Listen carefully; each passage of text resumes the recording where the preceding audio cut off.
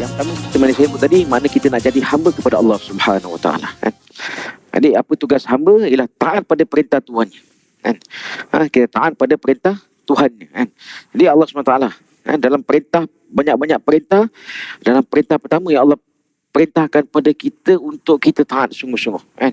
Untuk kita amati sungguh-sungguh ialah tentang solat. Jadi tuan, tentang solat ni kita tak boleh rasa jemu, tak boleh rasa cemuh. Kata Bismillahirrahmanirrahim. Assalamualaikum warahmatullahi wabarakatuh. Alhamdulillahirabbil alamin. Wassalatu wassalamu ala asyrafil anbiya'i wal mursalin wa ala alihi washabihi ajmain. Qala rabbi shrah li sadri wa yassir li amri wahlul 'uqdatam min lisani yafqahu qawli. Subhanaka la ilma lana illa ma 'allamtana innaka antal alimul hakim. Wala haula wala quwwata illa billahil aliyyil azim. Rabbi yassir wala tu'assir wa tamma bil khair.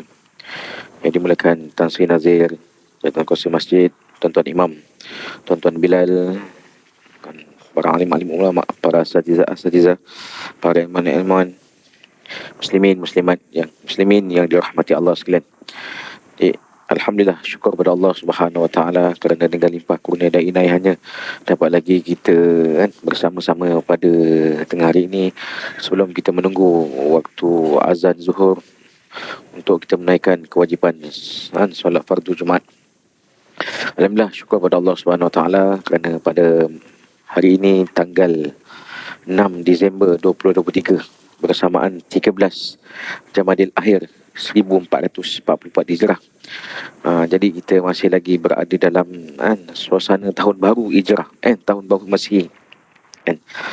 Di tahun baru Hijrah, kalau tahun baru Masihi kita masih berada pada awal-awal bulan, mana masuk hari yang ke-6. Kalau hari kalender Islamnya kita dah berada pada bulan yang ke-6.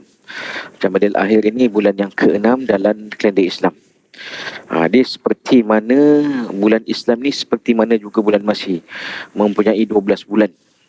Jadi kita sebagai orang Islam, seorang beriman, kita di samping kita dah terbiasa menggunakan kalender Masihi ini, kita nak juga biasa menggunakan kalender Hijrah ini. Supaya apa? Jadi kalender Hijrah ini yang pertamanya untuk apa? Untuk kita memperingati hari kebesaran Islam. Hari kebesaran Islam. Di hari kebesaran Islam yang paling hampir sebelum kita bertemu dalam Ramadan ialah Isra' Mi'raj pada bulan Februari. Isra' Mi'raj ini menceritakan tentang apa? Tentang bagaimana syariat solat itu diperturunkan kepada kita sebelum kita bertemu pada bulan bulan Ramadan. Jadi tuan-tuan muslimin yang dirahmati Allah sekalian. Jadi sebelum kita itu sekadar mukadimah pada tazkirah ringkas kita pada pagi pada tengah hari ini. Jadi lembaran baru kejayaan diburu mana seperti mana kita tahu, bila mana masuk je azam baru ataupun tahun baru, semuanya ada azam-azam yang perlu dilaksanakan. Ada orang kata apa azam baru? Untuk laksanakan azam-azam tahun lepas. Jadi kita sebagai orang iman, apa azam kita? Tak lain tak bukan, kita ni kena niatkan betul-betul dalam hati kita. Yang pertama, kita nak menjadi hamba kepada Allah Subhanahu Wa Taala, hamba yang taat pada perintah Allah Subhanahu Wa Taala. Tuan-tuan, dalam kita menjalani kehidupan harian kita, dalam seperti mana saya sebut tadi, bagaimana kita nak menjadi hamba kepada Allah Subhanahu Wa Taala. Kenapa kita sedia maklum Allah ciptakan kita atas muka dunia ini sebagai manusia, dan apa tugas kita sebagai manusia, iaitu hamba kepada Allah SWT. Yang pertama untuk taat pada perintah Allah Subhanahu Wa Taala, untuk kita taat pada perintah Allah Subhanahu Wa Taala. Okey, jadi kita berbalik pada poin kita yang pertama tadi. Jadi di samping bagaimana kita nak menjalani kehidupan kita ini, yang pertama seperti mana saya sebut tadi, mana kita nak jadi hamba kepada Allah Subhanahu Wa Taala. Jadi apa tugas hamba ialah taat pada perintah Tuhannya. Kita taat pada perintah Tuhannya. Jadi Allah SWT dalam perintah, banyak-banyak perintah. Dalam perintah pertama yang Allah perintahkan pada kita untuk kita taat sungguh-sungguh, untuk kita amati sungguh-sungguh ialah tentang solat. Dia tuan, tentang solat ni kita tak boleh rasa jemu kan, tak boleh rasa cemuih orang kata kan, tak boleh rasa bosan untuk kita sebut lagi tentang solat. Kenapa? Solat ni tak, maaf, solat ini satu perkara penting. Solat ini adalah satu perkara penting yang Allah perintahkan pada kita untuk kita taat sungguh-sungguh. Dan Allah janjikan kejayaan bagi siapa, kepada siapa yang bila mana mereka menjaga solat ini. Seperti mana Allah berfirman dalam surah Al-Mu'minun ayat pertama dan kedua. Allah janjikan, Allah berikan jaminan kejayaan pada orang yang jaga sungguh-sungguh tentang solat dia. Pada ayat pertama Allah berfirman, a'udzubillahi minasyaitonirrajim, qad aflahal mu'minun. Maka berjayalah orang-orang mukmin. Jadi dalam erti konteks ini mengatakan orang mukmin ini berjaya bagi orang lelaki dan perempuan. Kan? Bagaimana orang mukmin dijanjikan kejayaan oleh Allah Subhanahu Wa Taala? Tuan-tuan, kita kena rasa seronok dan kita rasa gembira bila mana Allah janjikan kejayaan bagi kita. Jadi bagaimana? Bagaimanakah kejayaan yang Allah berikan pada kita ini? Yang kedua, Allah sambung pada ayat kedua, alladzina hum fi salatihim khashi'un. Tuan-tuan, bagi orang beriman ni, mereka ini akan berjaya bila mana mereka solatnya khusyuk pada Allah Subhanahu Wa Taala. Tuan, inilah perkara yang kita nak usahakan. Bagaimana solat yang khusyuk pada Allah Subhanahu Wa Taala. Jadi tuan, bagaimana solat yang kita lakukan seharian ni bukan sekadar bentuk solat, bukan sekadar perbuatan solat, bukan sekadar gerak solat, tapi bagaimana dengan perintah solat ini, bagaimana kita nak dapatkan khusyuk pada Allah SWT. Itu yang kita nak usahakan. Kan? Bagaimana kita nak dapat solat dan khusyuk pada Allah SWT. Ini adalah antara cara, kan? Bagaimana cara untuk kita mendapatkan solat dan khusyuk pada Allah SWT. Pun telah dijelaskan dalam Al-Quran. Allah sebut dalam Al-Quran bagaimana untuk mendapatkan solat dan khusyuk pada Allah SWT. Allah sebut bagaimana inna solat kanan alal mu'mina kitaban mawquta. Sehingga solat ini telah diwajibkan ke atas kamu atas waktunya. Bagaimana hari ini tuan-tuan, saya dan kita semua, kita usaha kepada diri kita untuk kita belajar solat di awal waktu, untuk ditarbiah diri kita untuk solat di awal waktu, kan? Bagaimana kita nak penuhi waktu solat subuhnya, zuhur asarnya, kan? Maghrib isyaknya, kan? Bukan akhir zuhur awal asar, kan? Dapat juga Ustaz awal asar. Jadi perlu kita betulkan mana solat ini ada waktunya, kan? Kita bagaimana solat ini ada waktu, kan? Bagaimana hari ini kita latih diri kita untuk datang ke masjid, kan? Untuk apa? Untuk kita lazimi solat-solat berjemaah. Supaya apa? Supaya inilah kita nakkan ketaatan ini. Bagaimana kita nakkan duruh solat ni, bagaimana kita nak rasai kemanisan solat ini, kan? Supaya bila mana kita jaga solat ini dengan sungguh-sungguh, Allah akan tingkatkan iman kita. Bila mana Allah tingkatkan iman kita, maka kita akan merasai kemanisan iman dalam diri kita. Ini adalah perkara yang penting yang kita kena usahakan, kan? Untuk kita jaga solat kita, kan? Untuk kita jaga, untuk tingkatkan iman kita bila mana kita dapat jaga solat sungguh-sungguh. Tuan-tuan, tentang solat ni Nabi SAW juga bersabda, barang siapa yang menjaga solat, sesungguhnya dia sedang memperbaiki kehidupan dia, kan? Barang siapa yang menjaga solat, sesungguhnya dia sedang memperbaiki kehidupan dia.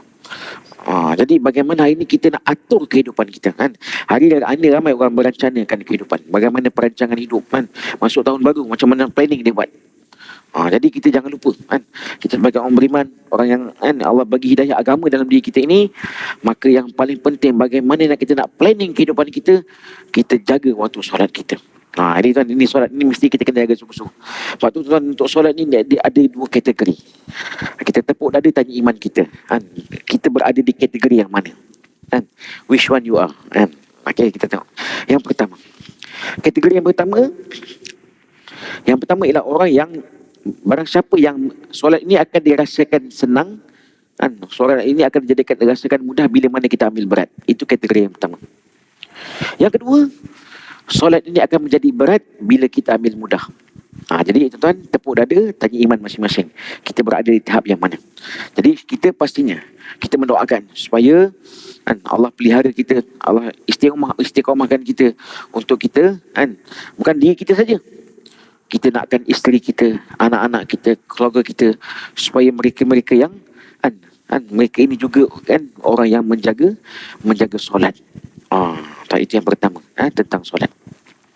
Yang kedua dalam kita, kan, dalam kita menjalani lembaran baru kehidupan kita ni, yang kedua, bagaimana tuan-tuan kita nak timbulkanlah rasa cinta kasih kita pada agama. Kan? Hari ni orang sebut Islam, semua orang tahu Islam. Tapi bagaimana kita nak merasai kemanisan Islam itu dalam diri kita, kan? Bagaimana kita nak merasai kemanisan Islam itu dalam diri kita, kan? Supaya kita rasakan Allahu Akbar. Betul hanya kita bila mana Allah hidayahkan kita dengan hidayah Islam. Tuan-tuan, hari ini kita bersyukur, kan? Hari ini kita bersyukur kenapa? Di samping kita dapat makan yang sedap-sedap, minum yang lazat-lazat, pakaian yang sempurna, rumah yang selesa, kenderaan yang sempurna, kan? Kita kena syukur lagi pada Allah SWT kerana apa? Allah hidayahkan kita dengan hidayah Islam, kan? Allah hidayahkan kita dengan hidayah Islam. Kerana apa? Dengan Islam yang Allah hadirkan pada diri kita ni, bagaimana kita dapat menjalani kehidupan. Dalam masa yang sama, tuan-tuan, bagaimana kita nak timbulkan rasa cinta kita, kasih kita, sayang kita kepada agama. Inilah tanggungjawab kita sebagai umat Nabi sallallahu alaihi wasallam. Bukan sekadar di bibir, tapi bagaimana kita nak zahirkan dalam perbuatan. Dan bagaimana untungnya kita sebagai dilahirkan sebagai umat Nabi sallallahu alaihi wasallam. Sebagaimana Allah berfirman dalam Al-Quran surah Al-Imran ayat 200, A'udzu billahi minasyaitonir rajim. Kuntum khairu ummatin ukhrijat linnas ta'muruna bil ma'ruf wa tanhauna 'anil munkar. Sadaqallahul azim. Kamu semua adalah sebaik-baik umat. Siapa umat terbaik ini? Umat Nabi sallallahu alaihi wasallam. Kenapa umat Nabi ini umat yang terbaik? Ukhrijat linnas. Dikeluarkan pada manusia, dihantar kepada manusia. Untuk apa?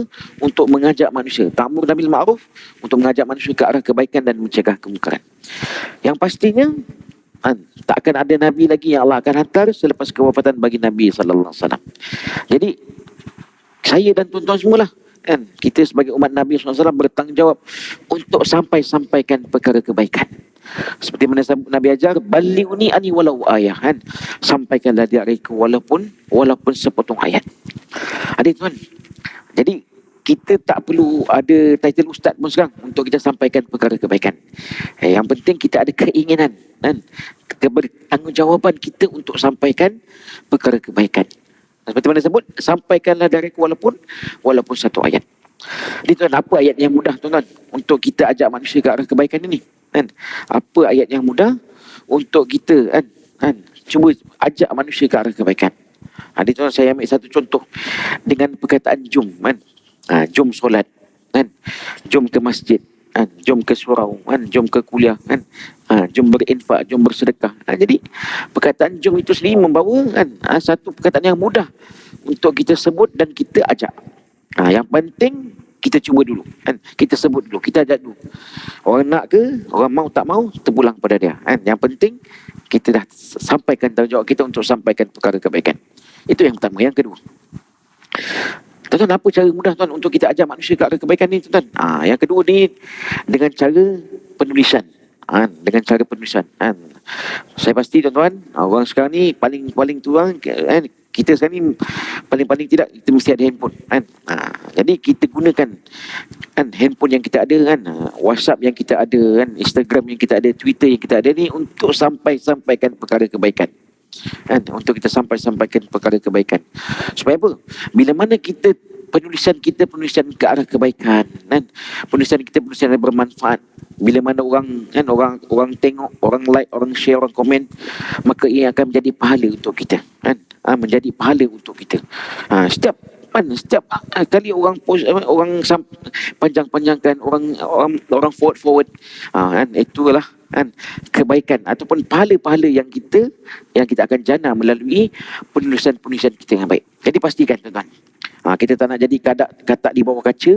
Ini istilah baru, kan? Katak di bawah kaca, dia tahu kemudahan kat luar tapi tak gunakan. Tapi kita gunakan, kan, dengan kemudahan 5G yang ada sekarang ni untuk kita gunakan ke arah kebaikan. Jadi pastikan penulisan kita penulisan yang bermanfaat. Inilah tuan, antara cara-cara, kan, kaedah kita, kan, faedah kita bagaimana untuk kita sampaikan perkara kebaikan. Kenapa? Tanggungjawab untuk sampaikan perkara kebaikan ni adalah tanggungjawab kita sebagai umat Nabi sallallahu alaihi wasallam. Tapi itu yang kedua, kan, bagaimana kita nak memperkasakan agama kita. Yang ketiga, dalam kita nak menjalani lembaran baru kehidupan kita ini, yang ketiga, bagaimana kita nak menjadikan Nabi SAW ini sebagai qudwah hasanah kita, kan? Bagaimana kita nak jadikan Nabi SAW ini panduan kehidupan dalam kehidupan kita, kan? Bagaimana menjadikan Nabi ini panduan, panduan contoh dalam kehidupan kita. Kenapa kita nak ingat pada Nabi ini bukan saja pada pada sambutan Maulid Rasul saja, tapi kita nak bagaimana kita nak timbulkan rasa cinta, ingatan kita kepada Nabi ini sepanjang masa. Dan yang paling terbaik, bagaimana kita nak amalkan apa yang Nabi ajar ini untuk kita amalkan dalam kehidupan kita. Kan? Kita nak amalkan apa yang Nabi ajar ini untuk kita amalkan dalam kehidupan kita. Kerana apa? Kerana yang pasti, bila mana kita niatkan apa juga amalan kita ataupun rutin harian kita, perancangan kehidupan kita ni, bila mana kita niatkan ikut cara bagi Nabi SAW, maka ia akan menjadi pahala untuk kita. Maka ia akan menjadi pahala untuk kita. Kenapa kita nak rebut sangat pahala ini? Kenapa kita nak kejar pahala ini? Kenapa kita kena tamak pahala? Tuan-tuan, kat dunia kita tamak pahala tak ada masalah, kan? Kenapa? Pahala ini ialah mata wang akhirat kita, kan? Pahala ini ialah mata wang akhirat kita. Jadi dekat dunia, sekarang ni kita kat dunia kita tahu, kan? Kita tahu nilai duit, kan? Dengan ringgit Malaysia yang kita ada, kita tahu RM1 kita boleh beli apa, kan? Jom RM50, RM100 kita beli apa, kita tahu kita nak beli apa. Bila mana di akhirat Allah SWT, ringgit Malaysia dah tak ada nilai. Yang ada nilai ialah pahala kita. Jadi bagaimana dekat dunia ini, kita nak menjana sebanyak-banyak pahala kita dengan duit yang kita ada ini, untuk kita menjana pahala kita untuk bekalan kita, bekalan akhirat kita. Kenapa? Ad-dunia mazratul akhirah. Dunia ni tempat kita usahakan atas apa amalan kebaikan kita. Sebanyak-banyak apa amalan kebaikan kita, kita nak buat kat mana? Kat dunia ini. Dekat akhirat kita sekadar kita tuai saja, kan? Kita semai saja apa juga amalan-amalan kita telah kita buat dunia, untuk kita kita semai pahala-pahala kita di akhirat Allah SWT. Ini konsep pahala senang. Kita tuai banyak-banyak sini dan kita semai di sana. Itu konsep pahala. Jadi tuan-tuan, marilah kita semai, kan? Kita niatkan, kan? Kita ada keazaman, kan? Bermula pada saat ini. Jadi bermula pada bangun tidur sampai kita tidur kembali, kan? Setiap bangun tidur kita, bagaimana kita nak mendapat pahala, kan? Kita bangun tidur kita, kan? Kita mula, kan? Kita ucapan, kan? Kita mula bangun tidur je, kita, kan, sebut nama Allah SWT. Kita alhamdulillah, kita syukur kepada Allah SWT, kenapa Allah bangkitkan kita, kan? Setelah Allah matikan kita sementara, kan? Allah bangkitkan kita, Allah bagi peluang kepada kita untuk apa? Untuk kita, kan, mohon ampun pada Allah SWT, untuk membuat amal kebaikan. Itu pertama, kan? Bangun tidur pun berpahala bila mana kita sebut nama Allah. Bagaimana, kan? Adab kita dalam masuk rumah Allah, dalam masuk tandas pun, kan? Hatta masuk tandas pun dapat pahala bila mana kita niat ikut cara bagi Nabi SAW, kan? Bagaimana Nabi ajar adab bila mana masuk tandas ataupun bilik air ini, kita masuk dengan kaki kiri, kan? Masuk dengan kaki, keluar dengan kaki kanan. Nampak perkara yang macam mudah, kan?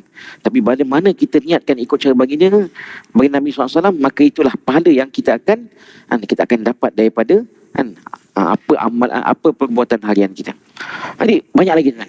Makan kita, minum kita, kan? Kita dah biasakan, kan? Sebelum makan baca bismillah, sesudah makan, sesudah minum, kita sudahi dengan alhamdulillah. Kita nak betulkan yang biasakan yang betul. Yang paling penting, bagaimana kita nak latih diri kita, kan? Lidah kita ini untuk sentiasa, kan, ingat pada Allah Subhanahu Wa Taala, kan? Kenapa kita nakkan satu perkara seperti mana Nabi SAW bersabda, kan? Dalam hadis Nabi berbunyi, maksudnya, man mata wa huwa ya'lamu an la ilaha illallah dakhulal jannah, kan? Siapa pada pengakhiran kehidupan dia, kan, dapat ucapkan kalimah la ilaha illallah, kan, maka Allah akan janjikan syurga Allah Subhanahu Wa Taala. Tuan, apa lagi nikmat yang paling agung yang Allah akan kurniakan kepada kita selain mendapat syurga Allah Subhanahu Wa Taala? Jadi bagaimana kita nakkan supaya ending kita ataupun pengakhiran kehidupan kita, kan, pengakhiran kehidupan kita dapat kehidupan yang baik, kan? Husnul khatimah, kan? Betul dalam doa kita, kita kena selitkan dalam doa kita, kan? Allahumma tim lana bi husnil khatimah. Ya Allah, ya Tuhan kami, kau akhiri penghidupan kami dengan penghidupan yang baik. Wala tahtim alaina, dan jangan kau akhiri penghidupan kami dengan penghidupan yang tidak baik. Kan kita kena mohon pada Allah SWT. Bagaimana kita nakkan pengakhiran yang baik. Dan paling bagus bagaimana pengakhiran kita, pengakhiran yang kita dapat sebutkan kalimah la ilaha illallah. Jadi bagaimana kita nakkan supaya perkataan kalimah la ilaha illallah ini dapat disebut pada pengakhiran kehidupan kita, maka ia berbalik kepada apa amalan harian kita. Kita bila mana mulut kita banyak zikir pada Allah SWT, sebut nama Allah kan, banyak kebergantungan kita memang semata-mata pada Allah SWT. Walaupun kita buat dengan usaha yang sikit, tapi kebergantungan kita memang semata-mata pada Allah SWT. Jadi insyaAllah dengan apabila kita mengamalkan perkara ini, insyaAllah Allah akan mudahkan supaya memudahkan pengakhiran kehidupan kita ni, penghidupan baik. Jadi itu yang ketiga, kita nak jadikan Nabi SAW ni, Nabi SAW ni sebagai qudwah hasanah kita. Dan itu pun yang ketiga. Yang keempat ialah dengan bagaimana kita nak menjadikan Al-Quran ini sebagai teman kita. Bagaimana kita nak jadikan Al-Quran sebagai teman kita. Tuan-tuan muslimin yang dirahmati Allah sekalian. Jadi Al-Quran yang ada sekarang ni, kita kena ingat, inilah mukjizat agung yang Allah pelihara sampai hari kiamat. Dan mukjizat ini yang hanya ada pada umat baginda Nabi SAW. Berbeza dengan umat-umat terdahulu, mukjizat mereka hanya ada pada waktu Nabi tersebut hidup. Bagi kita, macam kita, Nabi SAW dah tinggalkan kita lama. Tapi bagaimana mukjizat Nabi ini ada sampai sekarang. Sehingga dalam Al-Quran Allah sebut, inna nahnu nazzalna zikra wa inna lahu lahafizun. Sesungguhnya kamilah menurunkan Al-Quran dan kamilah yang menjaga Al-Quran. Jadi sangat beruntung tuan. Hari ini kita sebagai umat Nabi SAW, kita ada satu mukjizat yang mana ada sampai sekarang. Jadi amat rugi bagi saya dan kita semua kalau kita tak gunakan Al-Quran ni, kita tak manfaatkan Al-Quran ni sebagai teman kita. Jadi tuan-tuan muslimin yang dirahmati Allah sekalian, untuk Al-Quran ini yang pertama, bagaimana kita nak memanfaatkan Al-Quran ni? Yang pertama, dengan kita tilawatul Quran. Ataupun arti kata lain, kita kena adakan masa kita. Kalau tanya free orang sekarang ni, semua tak free. Semua sibuk. Tapi bagaimana bila mana kita adakan masa kita, kita peruntukkan masa kita untuk kita baca Al-Quran. Jadi itu yang pertama. Sesibuk macam mana pun, adakan masa kita untuk baca Al-Quran. Itu yang pertama. Yang kedua, di untuk Al-Quran ni bukan sekadar baca, bagaimana kita nak tingkatkan momentum. Ni bahasa-bahasa klise sekarang kan. Bagaimana kita nak tingkatkan momentum kita dengan pemahaman Al-Quran. Dengan yang kedua, dengan kita memahami makna-makna Al-Quran. Ataupun arti kata lain, kita baca tafsir Al-Quran. Kenapa yang pasti? Cerita-cerita yang Allah kisahkan, ataupun story-story kan. Kisah-kisah yang Allah ceritakan dalam Al-Quran ni, cerita yang pastinya sahih-sahih belaka. Hanya yang benar di Al-Quran.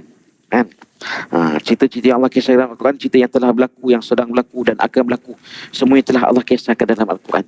Jadi bagaimana kita nak tahu cerita yang benar lagi dan lagi, maka rajin-rajinlah kita untuk kita baca makna Al-Quran. Jadi kita dah kat Malaysia ni sekarang mudah tuan-tuan. Macam-macam versi ada. Saiz besar ada, saiz kecil ada, warna-warni ada, berjilid ada. Jadi kat Malaysia ni tak ada masalah untuk bagaimana untuk kita dapat masa Al-Quran. Yang jadi masalahnya kalau kita jauh daripada Al-Quran. Itu yang kedua, tafsir Al-Quran. Yang ketiga, bagaimana kita jadikan Al-Quran sebagai teman kita. Yang ketiga, dengan kita jadikan Al-Quran, bagaimana yang ketiga dengan kita mentadabbur Al-Quran. Dengan kita mentadabbur Al-Quran. Apa maksud mentadabbur ini tuan-tuan?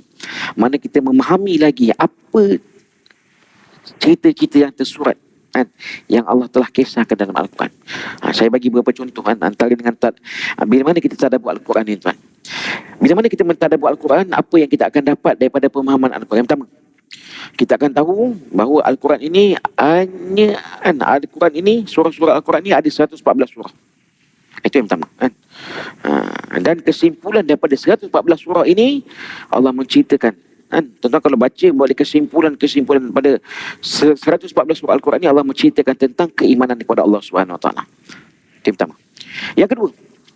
Yang kedua, bila mana kita mentadabbur Al-Quran, kita akan tahu surah Al-Quran ini hanya diturunkan di dua tempat je. Di mana? Di Mekah dan Madinah. Itu yang kedua. Yang ketiga, bila mana kita tadabbur Al-Quran, kita akan tahu dalam surah-surah Al-Quran ni hanya ada satu surah yang permulaan surah ini tak bermula dengan Bismillah. Surah apa? Surah At-Taubah. Itu yang ketiga. Yang keempat, Dalam surah Al-Quran ni kan, bagaimana Allah angkat darjat seorang perempuan, seorang wanita ini.